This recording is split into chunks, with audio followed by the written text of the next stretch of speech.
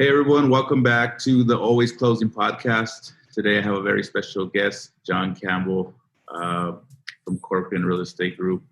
And glad to have you on today, John. He's actually joining us here from Costa Rica. So living the life out there. Hey, Stefan, what's up? So appreciate it. I'm having to get up talk above the cicadas that are trying to drown me out. That's what I was saying. The crashing waves. It's a tough life. Look, just here was where we are. Just in case of any interest. Oh my God! Now my phone's going. Don't worry, I'm not taking that. Yeah, you can't beat that view. Yeah, man. Real estate, high-end real estate, it never sleeps. Exactly. So, are you still working while you're out there, or are you strictly on vacation? Or are you checking out for a few days? You know, I've got one of my wife actually works in high-end travel, and one of my important clients is over here on vacation. He really wanted me to talk to me about the deal back in LA. Right. So I've got the wifey to hook it up. I figured if I was coming all the way out here for the meeting, we might as well make the most of it. So we're sticking around for a few more days. I'm actually back on Monday. But so, you know, it's a little bit of business and a little bit of pleasure. Nice. What do you guys got planned while you're out there? Any excursions, anything like that? Yeah, we got some kayak. We've got after I'm done with you, we've got some nature walking through the jungles on a guided tour of some sort, and then we've got some kayaking later today. I'll be honest with you, she has a full itinerary. I go where she tells me, Stefan, you know, happy wife, happy life. Right? Okay. Well, let's get into it, John, so I don't take too much of your time and you can start your day over there. So sure. I wanted to ask you, I mean, you work out mainly in the West LA area. I mean, I know we did one in Pacific Palisades where we worked together on one of those properties. Funny, that one you did for us in the Palisades. So I bought them an off-market offer, $7 million, all cash. They didn't even counter. Wow. Yeah? Didn't even counter. I well, might as well do a counter because, you know, keep the ball in the air. We'll try and bring them up, et cetera, et cetera. No, we're not in. So just get it done. Okay. All right. Yeah, well, that makes your job a little easy. No, they're not taking it. They're not even counting it. Just not even entertaining it. They just said, no, not even close. No, not even, nowhere near. So I'm okay. Was that property still on the market? Well, it never went on the actual open market. It was purely as a pocket, like a lot of these sort of higher-end deals sometimes. Right. But I think, you know, you did a great job. You did a great job over there of us with the 3D walkthrough, which definitely helped. But I just think the market's been so crazy, which I know is what we're going to talk about. It's definitely starting to shift from what I'm seeing, yeah. And I think a lot of sellers have kind of these crazy expectations what they thought they might get for their property, and that is definitely starting to change. So I actually think 7 all cash for that house was a pretty decent offer because it needs some work, et cetera, et cetera. Right. But the owner obviously didn't think so. So that was one of my questions is, since you work in that high-end luxury market, what's the difference between some of the more normal markets around LA? Is it ultra competitive the same way it is right now, you know, like everything else? Or is there a little bit of a difference? Yeah, you know, it follows, they all kind of follow each other to a degree, but the bigger the number, the things do change a bit. So just to be clear, so we have I've got 10 agents in the team in the John Campbell group, and we're part of Corcoran Global Living, happy to say. But we're actually across, because there's so many of us, we're across the whole of LA in every market. So I've got people out there, you know, that are chasing the $20 million deals, etc. But I've got other people that and I speak to a member of the team every day. You know, $1 million fixer in Burbank was something we was working on yesterday. Trying to think, one coming up in Glendale at 1.2, and then you know you jump to the other end of the scale, like the Palisades where you come. they're thinking $9 million. I think that's kind of reaching for the sky, but who knows? One in Bel Air at 25. I was on the phone, and how much it cost me, millions of dollars. I was on the phone with a developer just now for just over an hour for a new one in the Holmby Hills area. Okay. And they're looking for $9 million, and he wants to offer considerably less than. And I'm like, well, I don't think that's going to happen because of X, Y, and Z.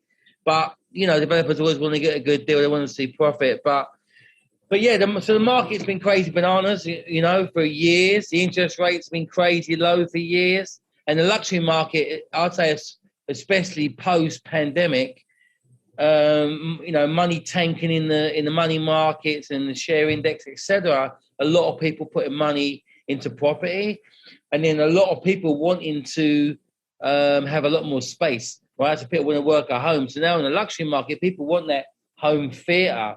They want the home gym. They want the office space. They want more room. So when you think like Malibu, like pretty much almost burnt to the ground, 3 years ago, now it's like twice as expensive to build. You have all these crazy fire insurance, etc. So it's so much harder to build, insure, get permits, the whole damn thing. And right now, it's almost sold out. It's like the whole of New York and the East Coast, or the wealthy folks said, all right, we want somewhere away from the world of luxury pandemic with home theatre bells and whistles. And they took a lot of Malibu, and now stuff is moving over there pretty quick. But in the lower price points, that one in Burbank I just mentioning, I just text it out to, it's like a fixer deal to like 20 flippers on that point, like in my phone. We had 5 offers to write, sight unseen.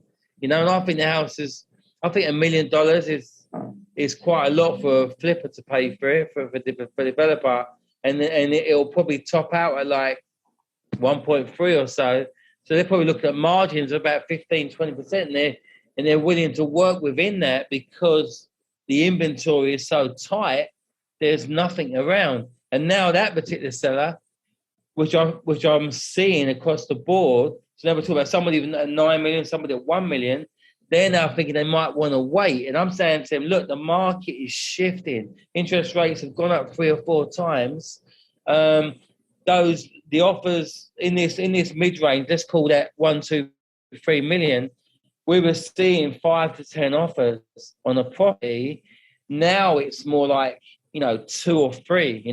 We were expecting 20%, 30% over the listing price, and now I think I'm seeing people not putting deadlines, and the people I know are now saying like, well, we're going to price it more really close to what we feel is fair market value, and maybe be taking those full price offers as opposed to the crazy bidding wars of just a few months ago, where some people were paying 20, 30, 40% even above the asking price, which is just insane. Yeah, I mean, I remember even out here we were seeing like 50 to 100,000 over asking in sub-million properties, and I mean that's crazy for somebody to play, because if it's not even going to appraise for that, then they got to come out of pocket with that. So and that was all day long.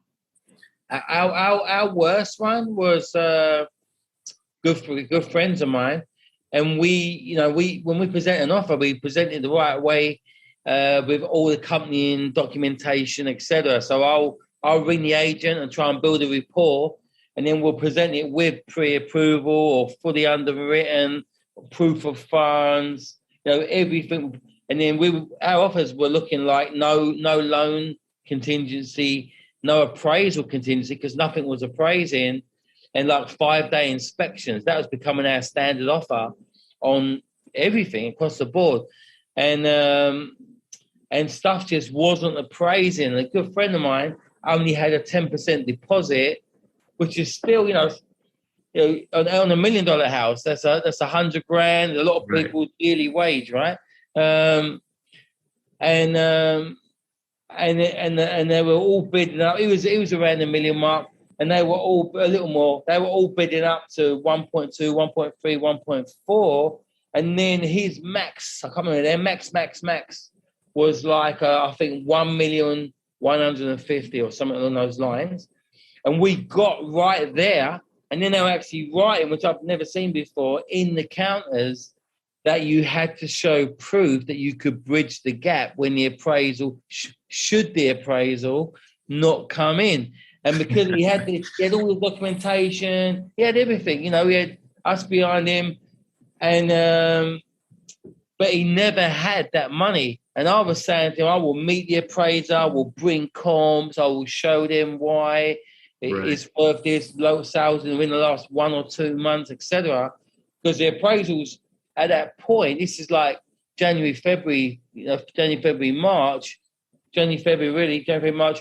were like so far behind. They were just so out of touch. Stuff was 10% more, 20% more, crazy.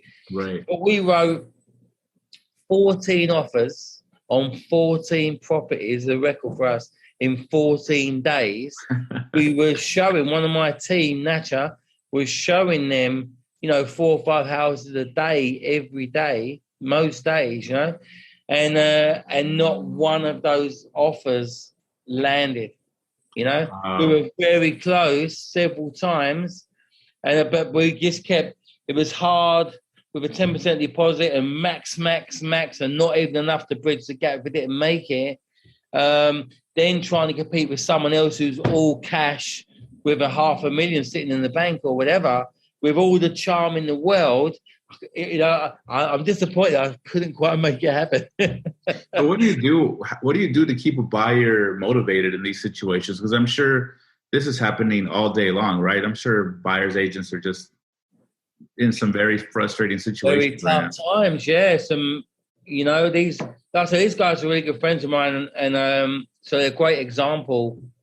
And this particular one was the journey. In the beginning, they didn't know they'd even qualify for that much of a mortgage, etc. I've got some great lenders that I work with, and one of them got them, north of $1 million. They were wondering if they were going to get a $500,000 mortgage, and they were like, "Oh my God!" It was tears of celebration. JT, the piano, thank you so much. You've changed their life, and it was brilliant, really heartfelt stuff. I didn't celebrate too hard because I had an idea of what might be coming. Like, now the real challenge is coming. Now the real challenge. And then they were aiming a bit to, no fault of theirs, but obviously they want to get the best home they can get, and they're looking in some really great areas and aiming very high. And I was like, we might want to aim a bit lower and smaller because it's going to go that much over. And then, do people really want to pay 20-30% more than what an appraiser feels a house is worth? You've got all that to contend with. So first it was all high fives, and then when the first 2 or 3 missed, it was like, wow, this is what's going on. And we thought, but we held the whole gambit. I'm not sure in what order, but we had celebration, disappointment, frustration, tears, not the happy ones this time, anger, dejected, pick ourselves back up. All right, we trust you, let's go. The whole went for the whole gambit a couple of times, and at the end, they were kind of like, you know what, it's been emotional. I'm like, yeah, for all of us, it's just been emotional, and then we're going to put our search on hold for a bit, and that's kind of where they are now. But that kind of crazy period. So that we're into, well, we're almost into June. How mad is that? So we're midway through May.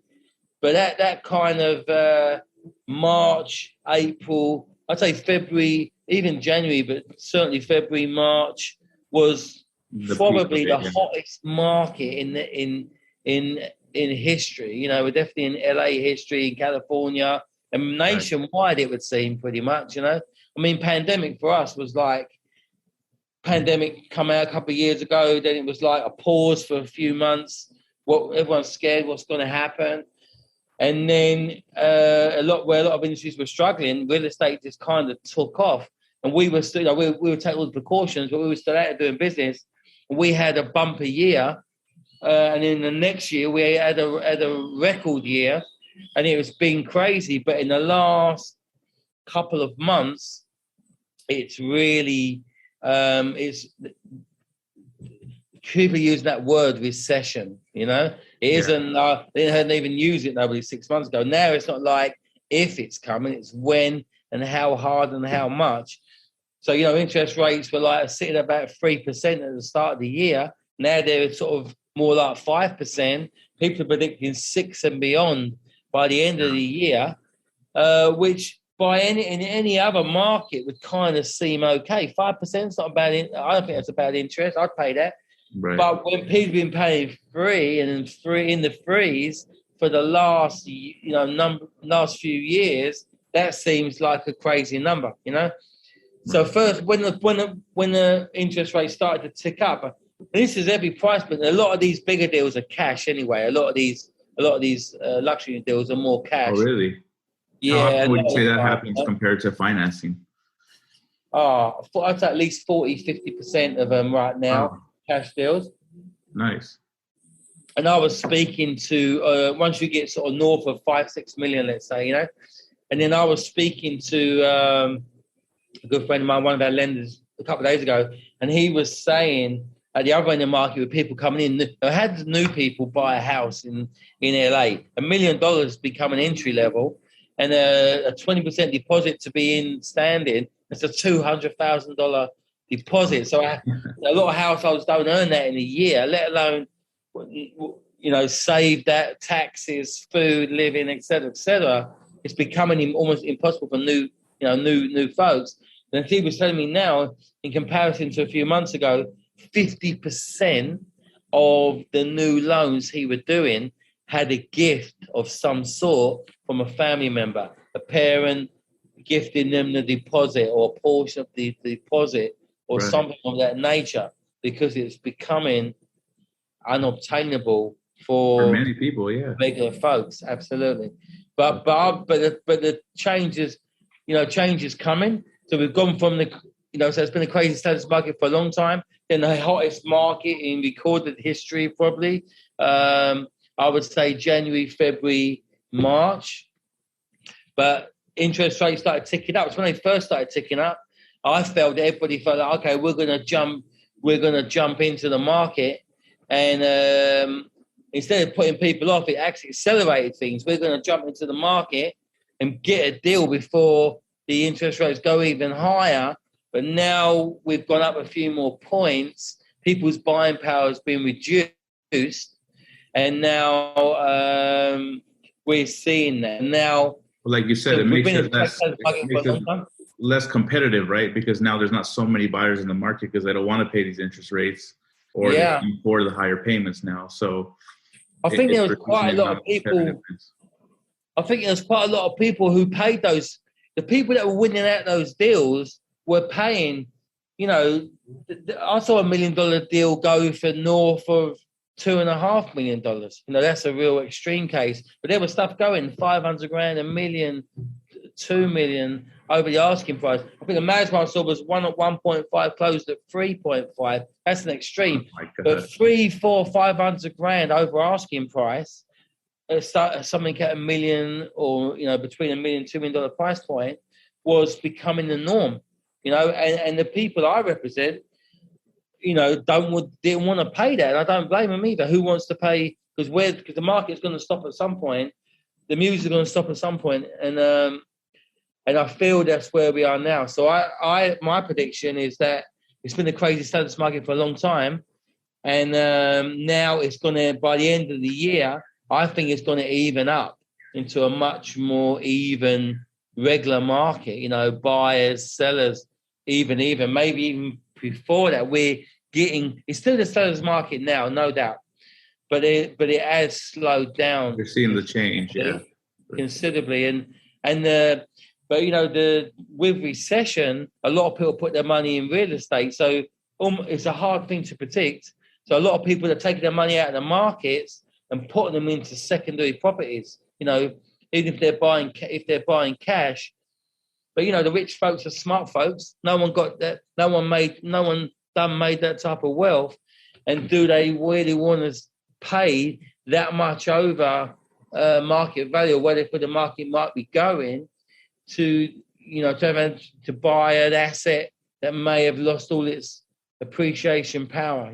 How long would it take for them to regain that? Yeah, but it's a safer bet. Even crypto, right, seems to be tanking for the moment, and stocks and shares, etc. So I think in recession, a lot of people put their money into real estate. So I think real estate is always the safest bet. It's the only thing I really understand. And but it's a really interesting time. There was I think across LA there was something like a 20% increase in appreciation across the board, approximately last year, around 20% appreciation. And now we've got Paris. Yeah. Across all markets. Like I said, I'm waiting for the monkeys to come. The monkeys are right here, mate, me and you. And this year they're expecting it still to keep appreciating, but not the crazy market it was last year. So their 10% increase is predicted this year. And that's over a 10-year cycle. That's more than norm. It might go up, it might go down. But over a 10-year cycle, they expected to appreciate around 10% a year. But right now, nobody really knows. Nobody really knows. But I personally think it's gonna keep going up for a minute. And the people that do need financing, interest rates, I think, are only going up. And even people with cash don't necessarily want to spend it. They'd rather get a finance deal and hold on to their liquidity. So yeah, it's a crazy one. We'll see where it goes from here. It's hard to say. My next question was, it's actually a two-part question. One, how does someone go about getting into this high-end luxury market that you particularly work in? And the second question is, a lot of people that sometimes when they get into real estate, or they're just starting to get into real estate, and everyone says you have to have some kind of niche and you want to focus on something. So a lot of people say, I want to focus on, Beverly Hills or Newport Beach or something high-end. Do you recommend that people start in that market, or maybe start in their local home market and work their way up to those type of markets? Yeah, great questions, and really, really valid. This is only my opinion. I think everybody, I won't name who it is, but one of the big agents in town the other day was saying, and a lot of people have a similar mindset, was saying it's the same amount of work to sell a $500,000 house as it is to sell a $5 million house. So you might as well aim high, So I applaud that, and it's right in some respects.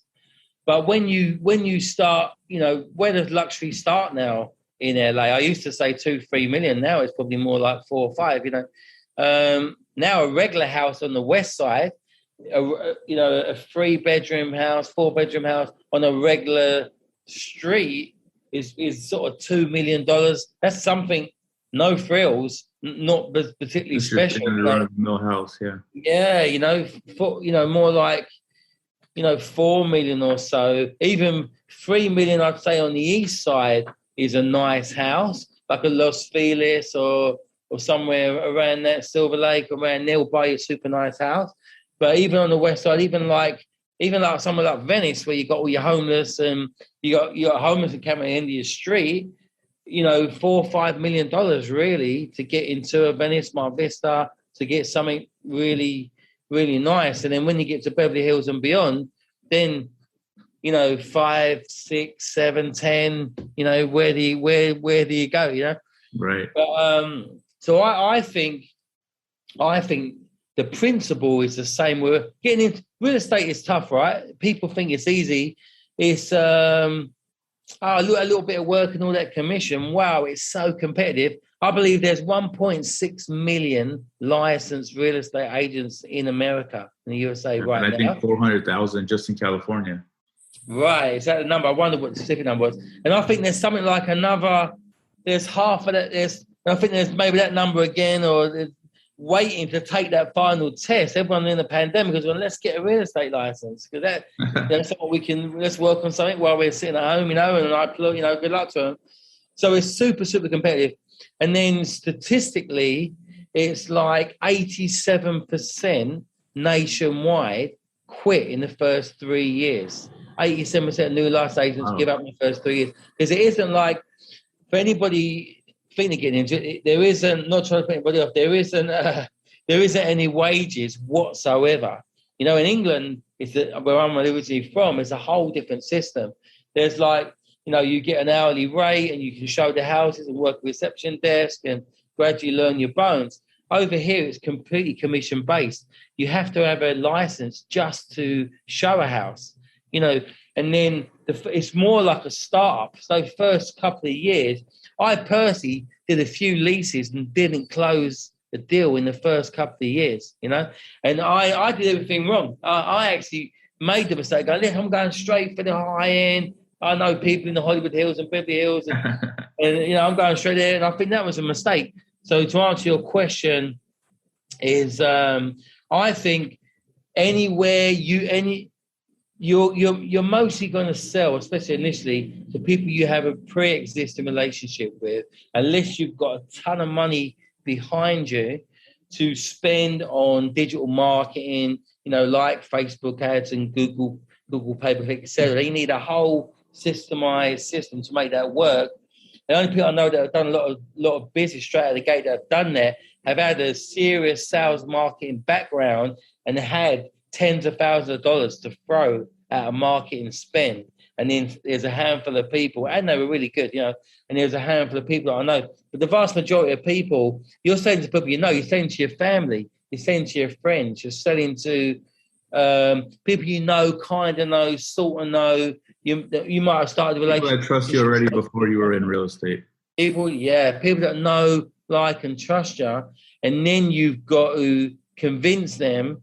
They might love you to death. You may be very charming, or sweet or anything else, but they may love you, but they may not want to risk all their worldly goods, their biggest asset they're ever going to own, in your hands. So I would say to anyone new, align yourself with the best agent in your area and start local grassroots.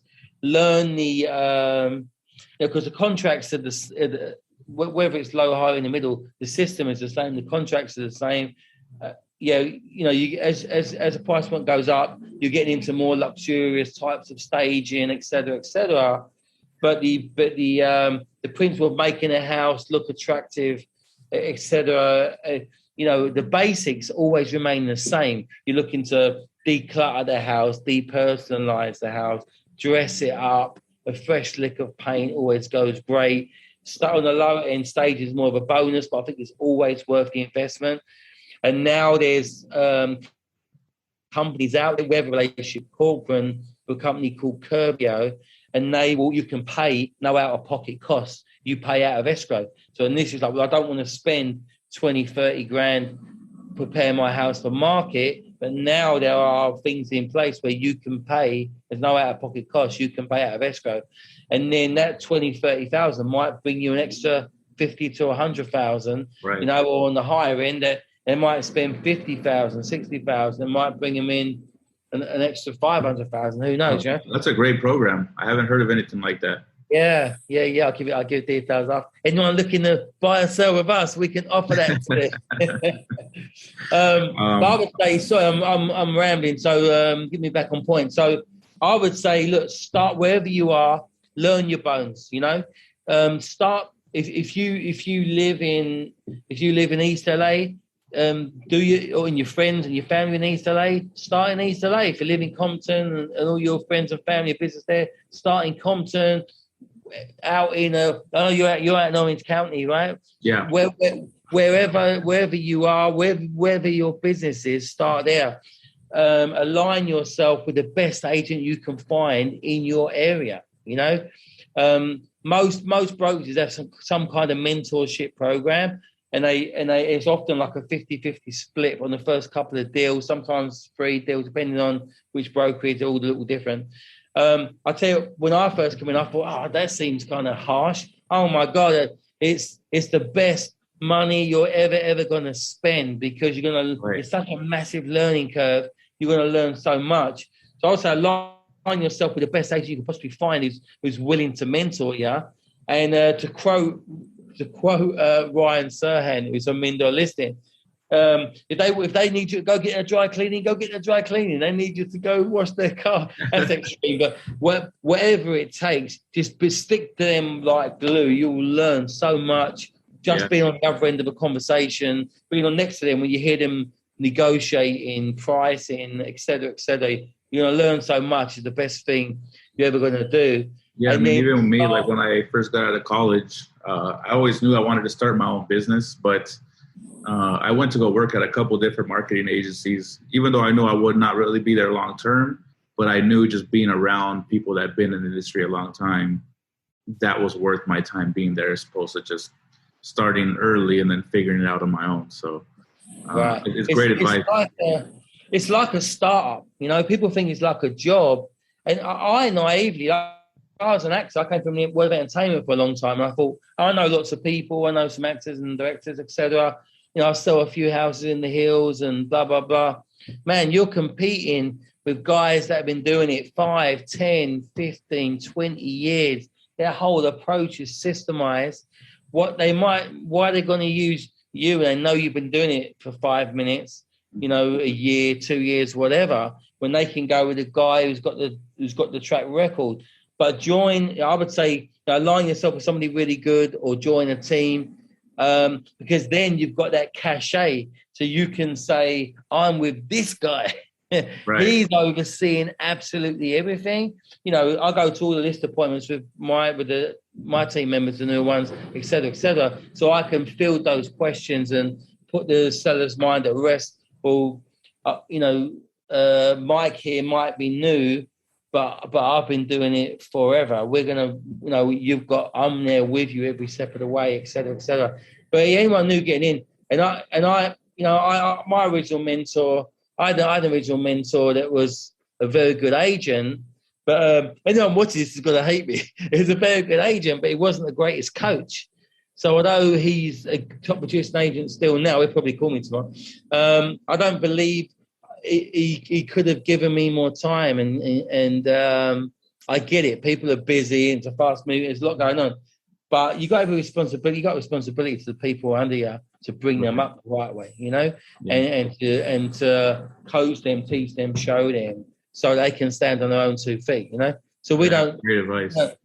Yeah. Some people I have one more question for you before we go, because apparently these things have a 40-minute limit. I see the timer right here, so you have 5 minutes remaining. All right. I'm going to give you short answers. Your social media is huge, right? You got thousands and thousands of followers. How did you do that, and how much does that contribute to your success? Do you know, it helps. It helps, but I think it's more brand awareness. So I came from, like I say, the world of entertainment, so I had a decent social media footprint and digital footprint.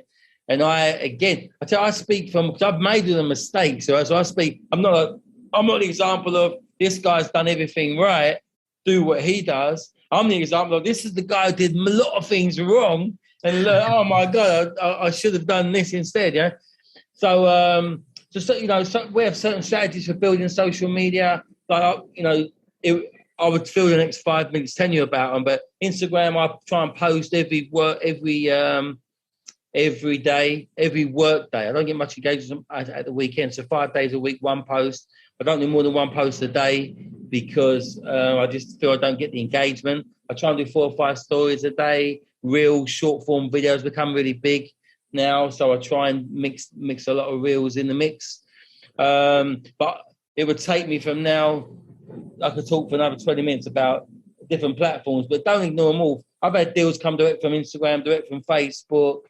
They're the 2 main ones, but I'm on LinkedIn, Twitter, and everywhere else, probably YouTube. But it helps. And I actually then made the mistake. Here's some hard cold facts. When I was getting my license, I interviewed some brokers before I even got my license. And when an agent said to me, a good agent said to me, 90% of this gig is prospecting, right? It's getting the next gig.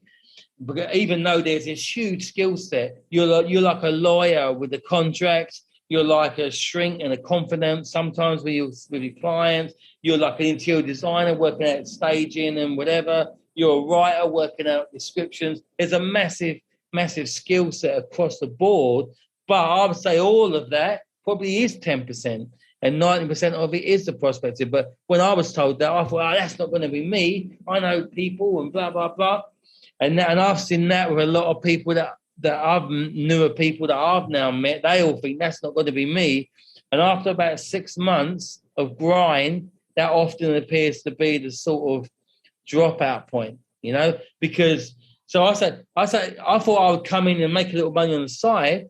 And actually you need either a job, I thought a real job, or a major side hustle, or some money behind you to support you in the early days of real estate. Because you only get paid when you personally bring in a buyer or a seller who actually closes, buys or sells. That's when you get paid.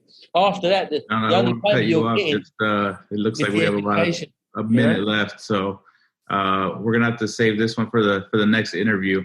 I know we have a lot of questions for you. I know we can brand awareness. For a while. Yeah, social media is like, I believe, it's kind of brand awareness, and everybody's on it now. So a couple of years ago, we was on it hard, and other people weren't. Now everybody's on it. But it's good people knowing who you are, so when they Google you and look into you. But the deals when you're new, it's where we started. The deals are coming from people kind of know, sort of know, friends, family, friends of friends, etc., etc. And they're all looking at your social media as well, and that lets them know what you're doing. And then you build a relationship after that, yeah. Well, there you go. This was John. Thank you so much. Some amazing tips, and I think people that are just getting started could really look up to you and some of this awesome advice that you gave us today. So I'm sorry, I felt like I was talking a lot and didn't really say too much. So yeah, we got to do more of these. I have a lot of questions for you, so we'll get into other ones next time. But enjoy your time in Costa Rica. The howler monkeys, I think they're coming out in a minute. Yeah.